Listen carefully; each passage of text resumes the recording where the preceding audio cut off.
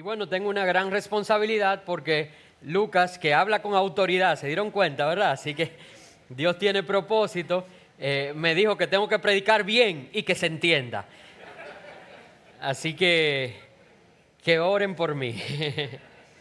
Saben, hermanos, y hoy tengo una palabra que quiero que el Señor me ayude a compartirlo tal como estos niños oraron, con mucha claridad, porque creo que es fundamental para nosotros como iglesia. Hoy yo voy a hablar de familias bendecidas.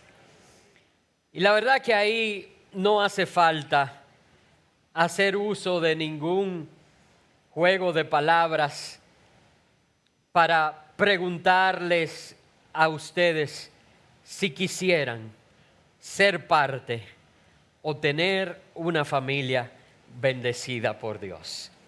Si usted está aquí esta mañana, es evidente que todos anhelamos la bendición del Señor sobre nuestras familias. Y yo quiero que nos pongamos sobre nuestros pies para leer solamente un verso. En el segundo libro del profeta Samuel, capítulo 7, verso 29. Voy prácticamente a estudiar el capítulo 7 entero, pero quiero iniciar por el último verso. Quiero iniciar por el final. Y me sorprende que este evento que vamos a leer hoy se encuentra igual en el libro de Crónicas también. Y si en la Biblia está 2 veces, es porque Dios quiere que nosotros le prestemos especial atención y más que eso, que lo hagamos vida en nuestras vidas. Leemos la palabra de Dios que ya está bendecida porque ha salido de sus labios diciendo, voy a leer, ¿qué versión me pusieron? Reina Valera 60, está bien, vamos a usar esa. Dice, ten ahora a bien bendecir la casa de tu siervo, para que permanezca perpetuamente delante de ti, porque tú, Jehová Dios, lo has dicho, y con tu bendición será bendita la casa de tu siervo para siempre. Y quédense de pie, porque quiero que me permitan leerla. La tengo aquí, no puse la versión, pero creo que es NTV que la tengo. Y dice de la siguiente manera, es lo mismo que acabamos de leer, solo que quiero leerla en esta versión. Dice, ahora que te complazca bendecir la casa de tu siervo. Sí, NTV, perfecto. Ahora que te complazca bendecir la casa de tu siervo, para que permanezca para siempre delante de ti. Has hablado, y cuando concedes una bendición a tu siervo, oh Señor soberano, es una bendición eterna. Pueden sentarse, y por eso les pedí que me dejaran leerlo en Nueva Traducción Viviente. La Biblia es la misma. No importa la versión que usted la lea, pero en esta versión NTV, este verso, compartía claramente, de manera llana, lo que quiero hablarles a sus vidas en esta mañana. Saben, este verso que leímos es el último de la interacción de David con Dios, una vez que Dios hizo pacto con David. O sea, nosotros hemos estudiado el personaje de David y sabemos que Dios hizo un pacto con David de bendecirlo, de que afirmaría su reino para siempre. De hecho, David está considerado como el gran rey de Israel. Y su ciudad, la ciudad de David, es la ciudad del gran rey. Entonces, si en medio de ese pacto tenemos una oración de gratitud de David hacia Dios por las bendiciones declaradas, en este último verso yo quería leer y centrar el mensaje directamente en él, porque quiero que entendamos muy claramente desde que inicie este mensaje que la mayor bendición, escúcheme, porque después de esto usted se puede ir si quiere. La mayor bendición que puede recibir una familia es siempre permanecer en la presencia del Señor. Es estar delante del Señor. Y usted dirá, pastor, ¿y por qué usted está empezando por el final?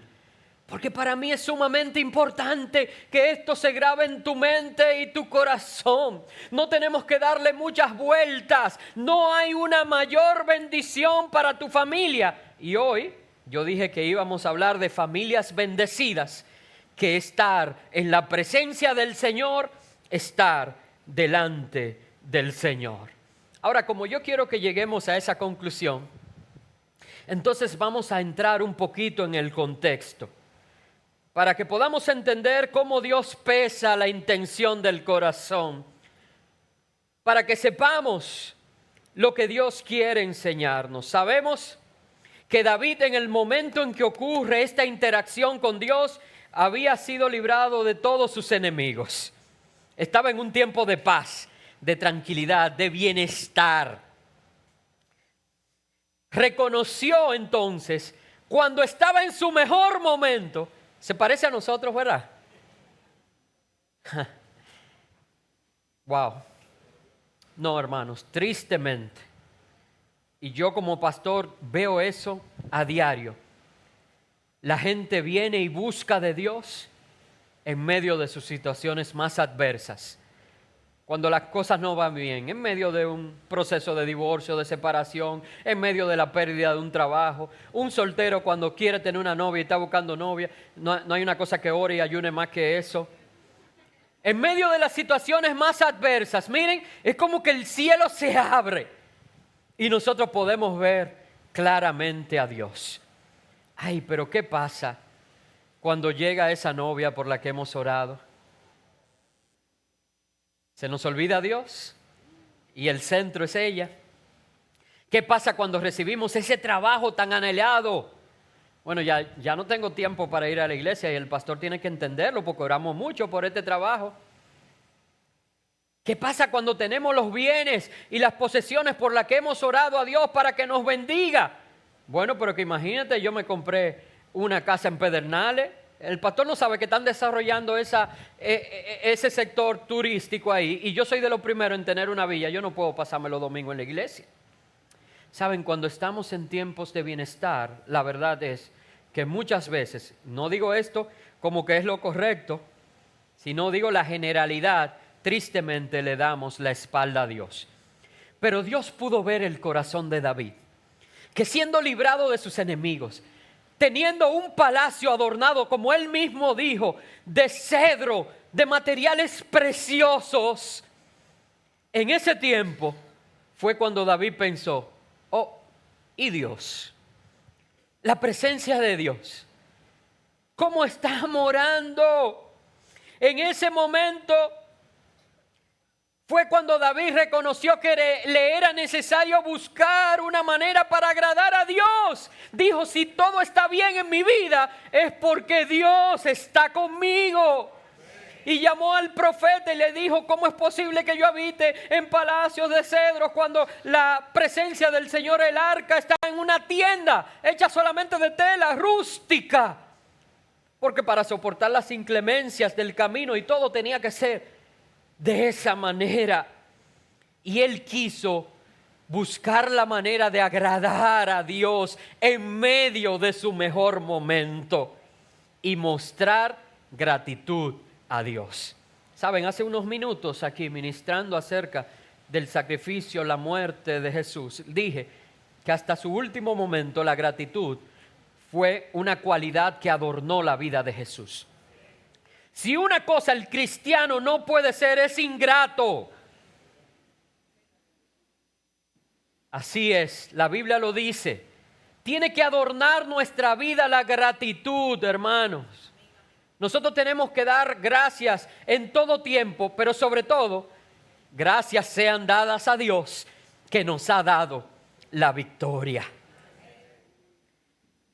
Y quiero que lo leamos, versos 1 al 3, dice: una vez que David se instaló en el palacio y el Señor le dio descanso de los enemigos que los rodeaban, el rey mandó a llamar al profeta Natán. Mira, le dijo David, yo vivo en un hermoso palacio de cedro. mientras que el arca de Dios está allá afuera en una carpa. Natán le respondió al rey: adelante, haz todo lo que tienes pensado, porque el Señor está contigo. Mira, me llama la atención que Natán ni siquiera consultó a Dios ahí.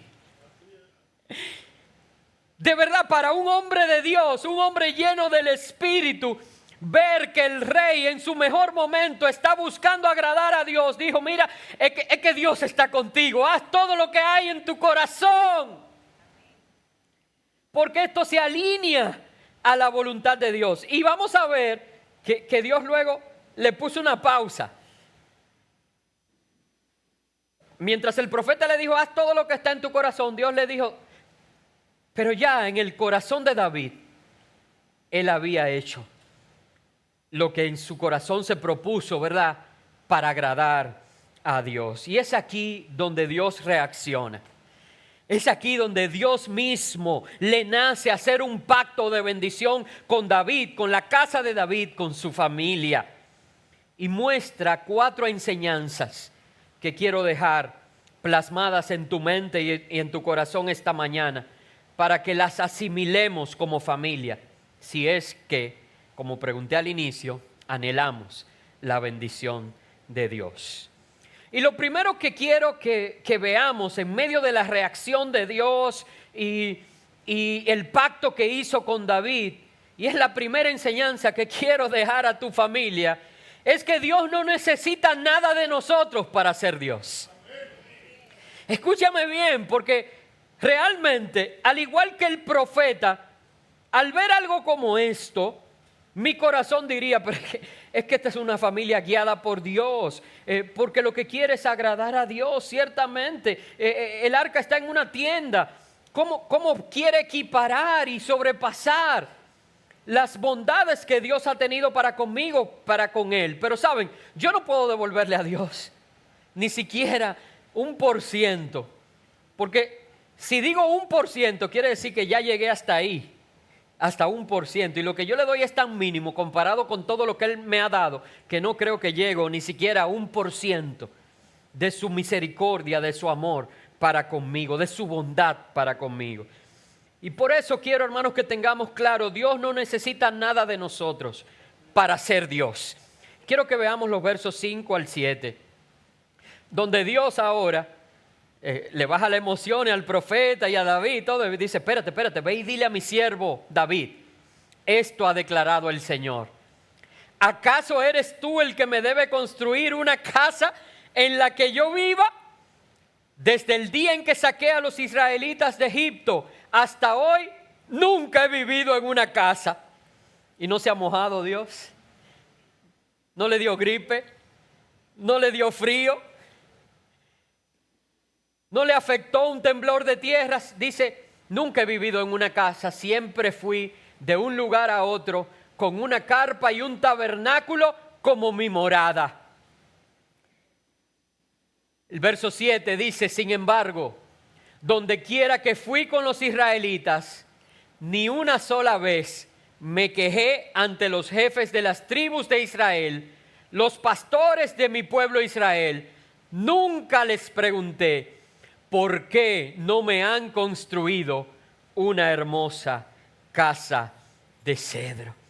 Y de verdad es que no me quiero detener mucho en el primer punto, pero wow, hay preguntas allí, hay frases que llaman mi atención. Primero: ¿acaso eres tú el que me debe construir casa a mí? Yo me imagino el corazón de Dios diciendo: pero es que tú no tienes lo que hace falta, no tienes los recursos, pero esa intención del corazón me agrada, me hace sentir honrado. Hermanos, es como cuando nuestros hijos están pequeños y usted no puede pretender que un día de los padres, un día de las madres, se aparezcan con un regalo costoso. Al contrario, si se aparece, dígale: ¿de dónde sacaste eso? Para corregirlo. Pero qué valioso es para nosotros cuando hacen una tarjeta que, seamos honestos, no es el mejor dibujo, ni es la firma más caligráfica, sino está llena de amor, está llena de deseo de agradar. Y esa tarjeta usted la cuelga en el lugar de mayor importancia. Claro, tengo que hacer un paréntesis. Si ya su hija es grande y trabaja un buen trabajo, gracias. Dígalo usted, hermana, para que no me lo tomen en cuenta a mí. Es diferente, ahí sí. Vale la pena, ¿verdad?, que llegue con un regalo costoso. Pero hermanos, en uno o en otro, como debe de ser, en uno o en otro, ¿qué es lo valioso? La intención del corazón. Número 2, me llamó la atención que Dios dijo, nunca he vivido en una casa. Hermanos, Dios no es un ser limitado y finito como nosotros. Y aunque nosotros somos imagen y semejanza de Él, tenemos que entender que Dios es Dios. Y dice, y ni una sola vez me quejé. Y allí es donde entra que David buscó agradar a Dios, no solo por mandato de Dios. ¿Saben? Una manera fácil, sencilla, de nosotros agradar a Dios es cumplir sus mandatos. ¿Usted quiere agradar a Dios? Cumpla sus mandatos. Pero David no esperó ni siquiera los mandatos. Él buscó una manera de agradar y de honrar a Dios. Seamos como David, sabiendo de que eso no hace a Dios menos ni más Dios. Dios no necesita de nosotros para ser Dios. Ahora, el segundo punto pone una perspectiva diferente ahora. Cambiemos un poco la cosmovisión y veamos que nosotros no somos nada sin Dios. Espérate. Empezamos diciendo que Dios no necesita nada de nosotros para ser Dios. Al contrario, ahora, el punto 2 dice que nosotros, nuestras familias, tú y yo, pienses tú lo que pienses, no somos nada sin Dios. Y veamos los versos 8 y 11. Vamos a estar en este mismo capítulo casi todo el mensaje. Dice, ahora ve y dile a mi siervo David, otro mensaje. Esto ha declarado el Señor de los ejércitos celestiales. Mira ahora, ¿quién es David sin Dios? ¿Y quién es David con Dios? Dice, te saqué de cuidar ovejas en los pastos y te elegí para que fueras el líder de mi pueblo Israel. Estamos hablando, ¿cómo yo dije que es considerado David en Israel? El gran rey, el que venció todos los enemigos, el que había sido prosperado, el que estaba en medio de una época de paz. Y Dios le dice, sin mí tú todavía estarías cayéndole atrás a las ovejitas.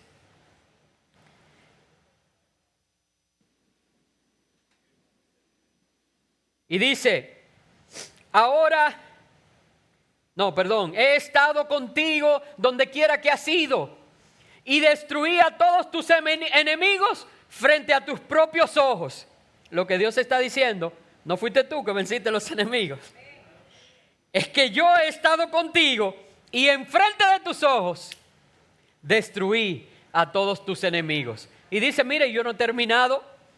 Ahora haré que tu nombre sea tan famoso como el de los grandes que han vivido en la tierra. ¡Wow! ¡Qué promesa!, ¿verdad? Te voy a hacer una celebridad. Le está diciendo Dios. Y mi promesa no es solo para ti. Dice, le daré una patria a mi pueblo Israel.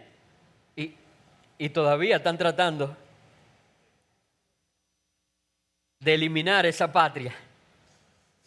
Y lo estableceré en un lugar seguro, donde nunca será molestado. Las naciones malvadas no lo oprimirán como lo hicieron en el pasado.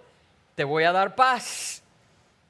Cuando designé jueces para que gobernaran a mi pueblo Israel, y te daré descanso de todos tus enemigos. ¿Cuánto quisieran una conversación así con Dios? Además, el Señor declara que construirá una casa para ti, una dinastía de reyes. Y es sumamente importante, hermanos, que entendamos esta expresión, porque como David ofreció hacer una casa para Dios, podríamos entender que esta casa que Dios le ofrece hacerle a David es algo material. No, recuerden que David ya estaba en un palacio adornado de materiales preciosos. Lo que Dios está diciendo, que te haré una casa, era establecer por siempre la casa de David. Es decir, como dice allí, una dinastía de reyes para siempre. En un sistema monárquico se hereda la corona hasta que está la familia. El problema es que ninguna monarquía es eterna, porque en algún momento se corta la sucesión, pero Dios le prometió que tu dinastía será para siempre. Hermanos, todo eso lo recibió David porque Dios era su Dios y porque la presencia de Dios estaba en su casa. David no era más que un simple pastor de ovejas sin Dios. Tú y yo no somos nada sin Dios. Así que si vamos pensando, quiero que mi familia sea bendecida, lo primero es que Dios está ahí, no se mueve, Dios es Dios sin mí. Así que yo no puedo jugar, ¿verdad?, forzar con Él. Pero por otro lado, a nosotros nos conviene tenerlo a Él como Dios, porque sin Dios nosotros no somos nada. Y número 3, la bendición de Dios va mucho más allá de lo que se ve.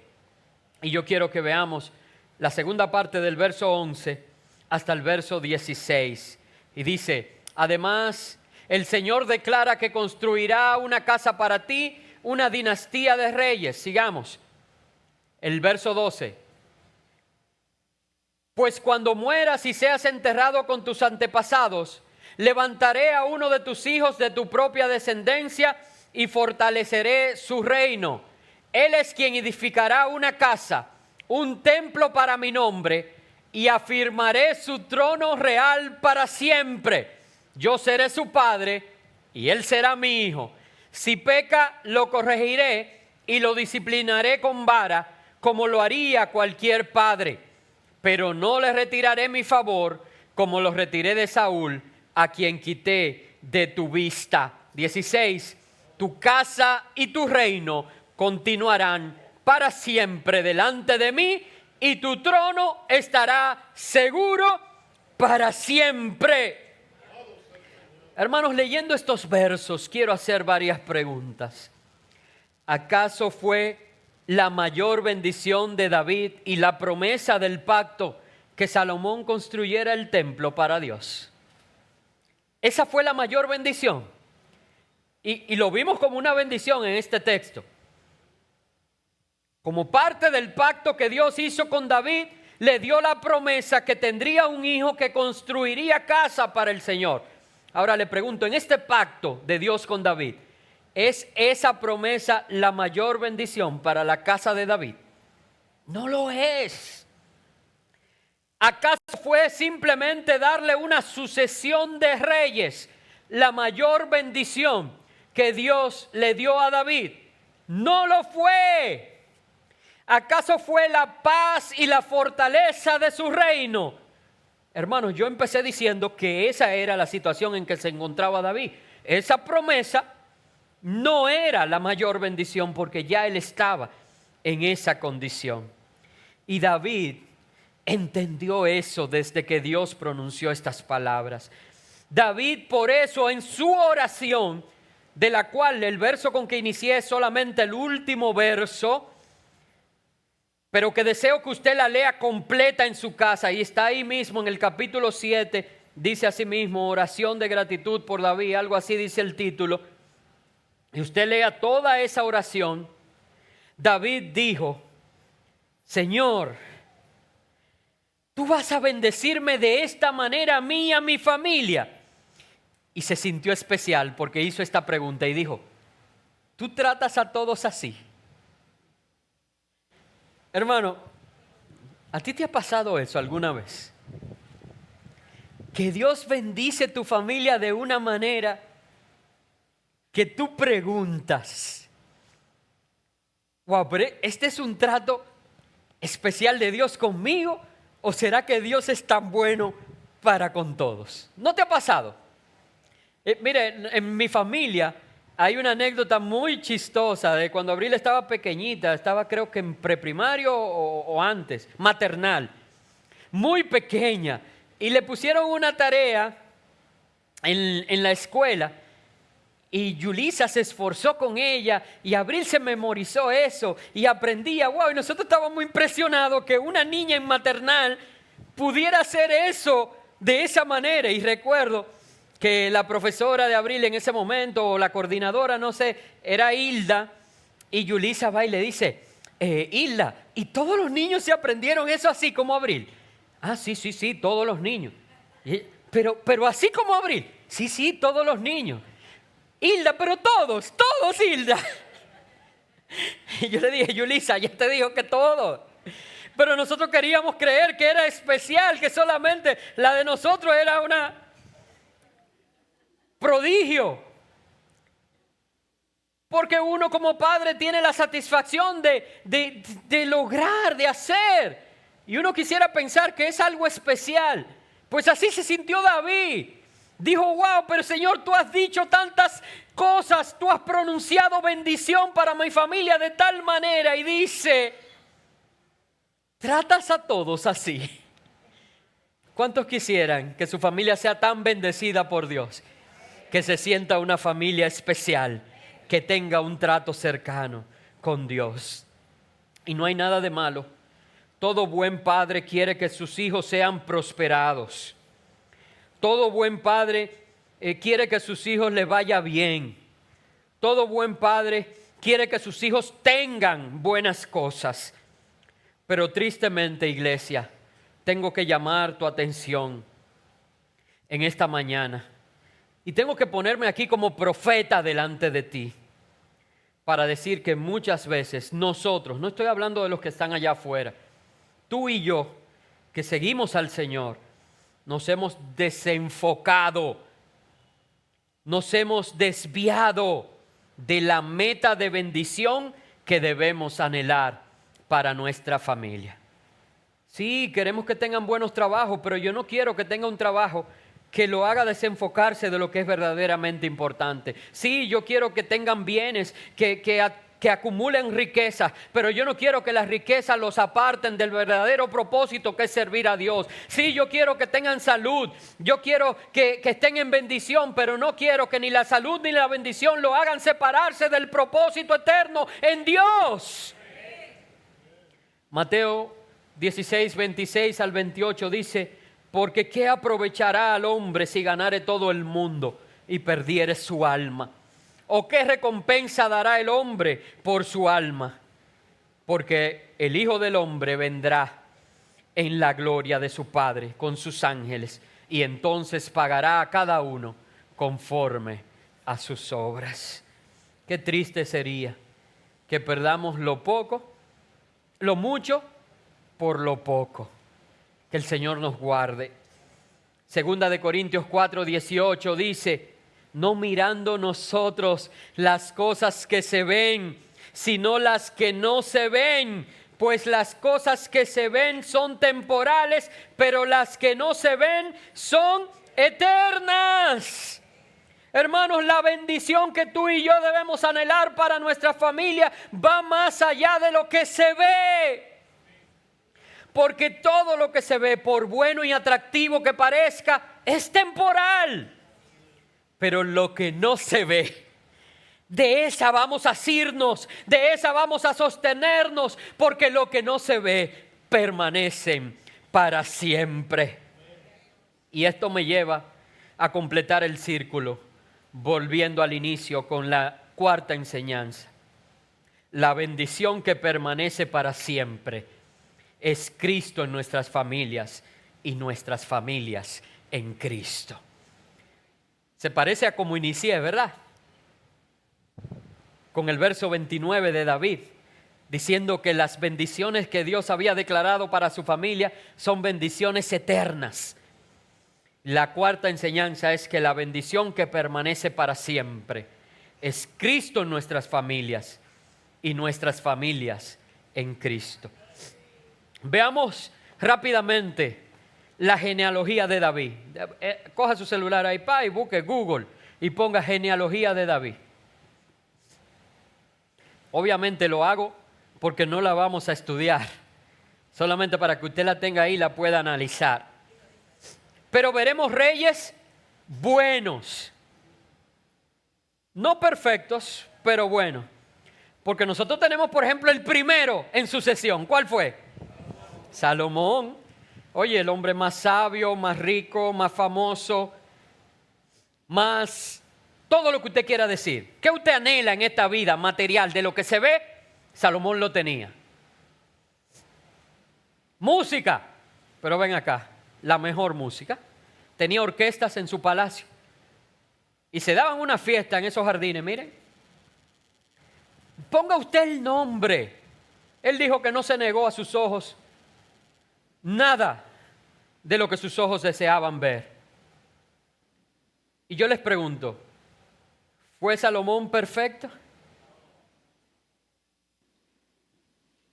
Miren, se dio tanto placer a sí mismo que casi cae en una depresión.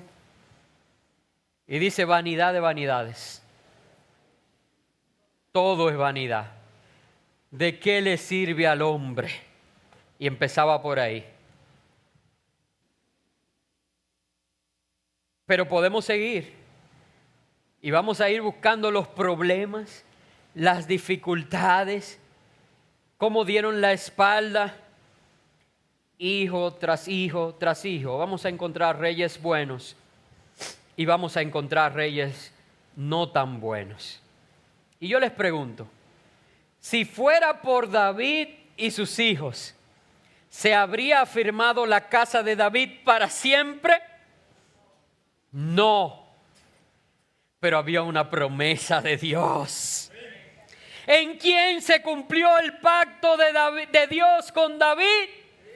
En Cristo, que es Rey por los siglos de los siglos y para siempre.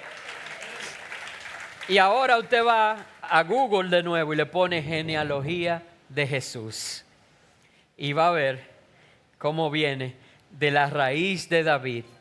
Y en Cristo se cumplió el pacto que Dios había hecho. Porque la casa de David se quedó con el reinado para siempre. Porque Cristo es Rey de Reyes y Señor de Señores. Juan 15, 4 y 5 dice, permaneced en mí y yo en vosotros. Como el pámpano no puede llevar fruto por sí mismo si no permanece en la vid, así tampoco vosotros si no permanecéis en mí. ¿Quién está hablando allí? Jesús. Juan 15, 7 y 8 dice, si permanecéis en mí y mis palabras permanecen en vosotros, pedid todo lo que queréis y os será hecho. En esto es glorificado mi Padre, en que llevéis mucho fruto y seáis así mis discípulos. Quiero que se pongan sobre sus pies para decirles unas palabras finales, iglesia. Quiero rogarles, sobre todo aquellos que hoy tienen la responsabilidad de educar. Estamos en tiempos finales y la Biblia ya había declarado un ay sobre los que le tocaran criar sus hijos en épocas finales. Qué difícil se hace, pero enseñemos a nuestras familias a que no se trata de lo que vemos. No solo de palabras con nuestro accionar, porque a veces le decimos lo más importante es Cristo, pero dedicamos tiempo a todo menos a Cristo. Enseñemos a nuestras familias que no se trata de lo que vemos, que si todo se ve mal, pero Cristo permanece en nosotros y nosotros en Cristo, todo está bien. Quiero repetir eso. Enseñémosles de verdad a nuestras familias que no se trata de lo que vemos, que si todo se ve mal, pero nosotros permanecemos en Cristo y Cristo en nosotros, todo está bien, no hay nada que temer. Y que de igual manera enseñemos a nuestras familias que si todo se ve bien, pero no estamos permaneciendo en Cristo, ni Cristo en nosotros, todo en nuestra vida está mal. De esta manera, enseñando así, construiremos familias bendecidas. Pero miren bien, familias bendecidas eternamente, con la bendición del Señor, que enriquece y no añade con ella tristeza. Que Dios te bendiga, Puerta Abierta.